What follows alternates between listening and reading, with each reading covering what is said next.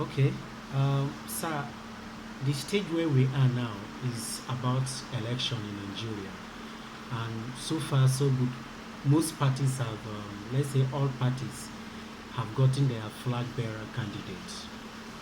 Um, what do you think about the development so far? Well, it is true that today that there are equal representation as far as INEC is concerned. We have MPP, of which Konkoso is representing them as a flag bearer. We have Peter Obi, the Labour Party is representing Labour Party. We have Achiwaju is representing APC, and we have Atiku Waziri of Adamawa representing PDP.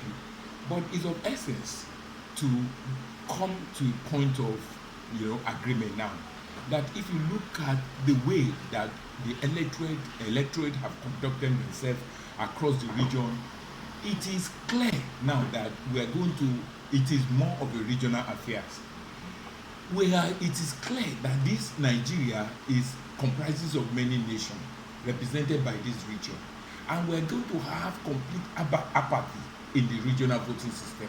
Take for instance, in the southeast, they will not vote for anybody other than Peter Obi. And coming to the north is going to be divided between Kwankwaso and Atiku. And coming to the south, Asiwaju will want to be very predominant. How can they get how can they get 25% in 24 states, including Abuja, and also have the largest vote? The thought of largest vote will not exist now, in the sense that there's a kind of people, a cross-working purposes. And what I have said is this election is purely a regional affair. It's not a national affair, because quite a lot of them who are vying for the position have not been able to have extent in the national affairs of this nation, at least working up to the president. Even the only single soul that work in presidency is been characterized with quite a lot of impunity. And you will even see now that even there are tendency for them to merge together. We've seen the kind of power play that is at core.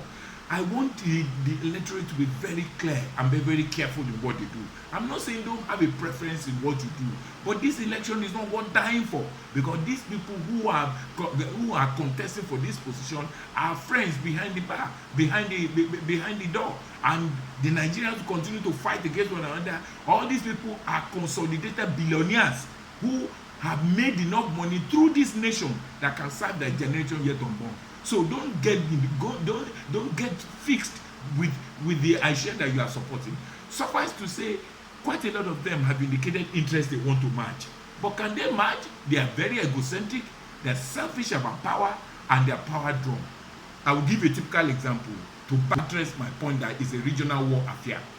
Labour Party, we had intention to they are having talk with MPP, but the flag bearer of MPP, which is called the third force, represented by Kwankwaso, came equivocally to tell the whole world that he cannot step down for Obi, and yet he wants to enjoy the popularity of vote of Obi. That rather than that, the party followers are on one side, is the leader they should agree who to step down, who to step up. Kwankwaso is saying now that he's given Obi a golden opportunity to come in and become his vice president.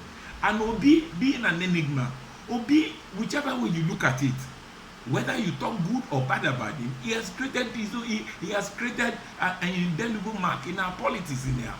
Though it's a movement, we can compare the same movement like Showore movement.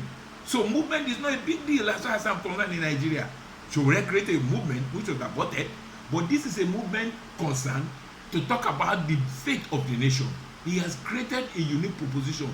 Win or to lose is not my problem. He has created a revolution trying to show people that we can manage this nation in his own frugal way.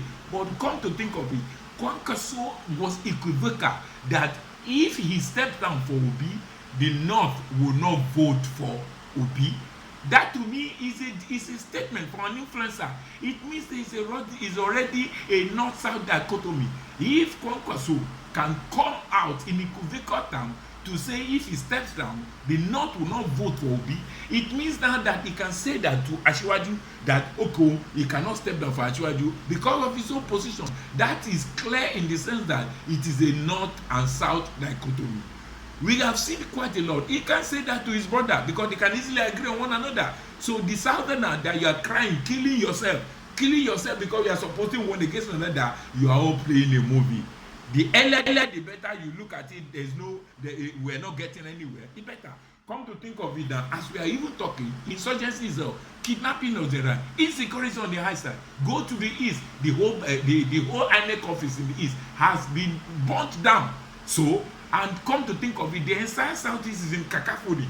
Even in the vein of election of Soludo, less than 10% voted for Soludo to be the governor. The total vote that post Soludo is around 250,000 compared with 2.5 million.